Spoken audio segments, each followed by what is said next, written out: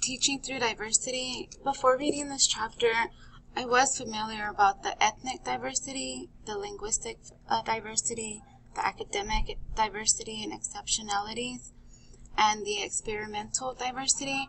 However, I guess I wasn't really aware of how gender diversity has decreased more compared to the old days back in the day.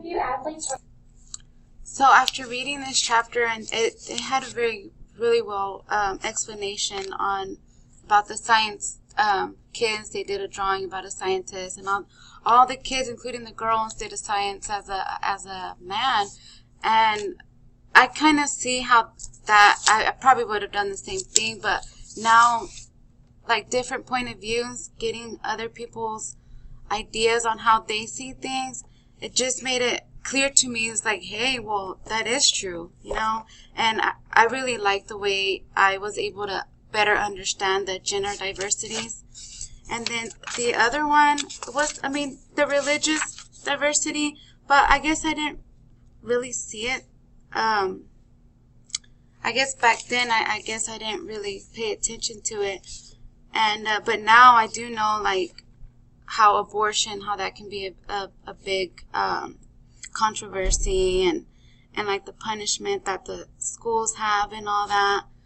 But overall, by acknowledging and respecting students' cultural heritage and using examples from their country and relating the concepts to their countries or other countries within the students' knowledge and background, and just getting to know them and incorporating little things like reading books, storytelling or role playing, and mixing up popular songs, and just that way they can kind of relate to it and make it fun rather than not being fun. And then we just need to, as future teachers, we just need to respect everybody's culture, heritage.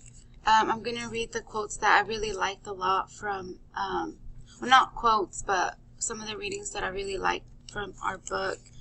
It is important for teachers to connect students' prior knowledge and culture and linguistic experiences with the text that they are asked to read, to instill decoding proficiency, to create an exclusive and accepting classroom environment, to develop positive relationship with students, to gain an understanding of students' culture and linguistic knowledge and experiences and outside the classroom, and select culture appropriate reading materials, and to develop engaging and cultural sensitive teaching strategies, assessments, and evaluations. And as a child, I can relate back to, even the book, it kind of reminded me whenever I was in elementary school, how the Mayans, like, they were really good in math, and I was really good and I still am pretty good at math. And that's kind of because I read in history that Mayans were the first people to do the whole thing, and that they were very smart.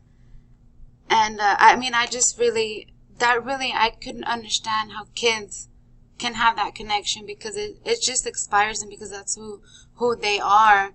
And they just want to cherish that, and then just learning, it just makes the overall experience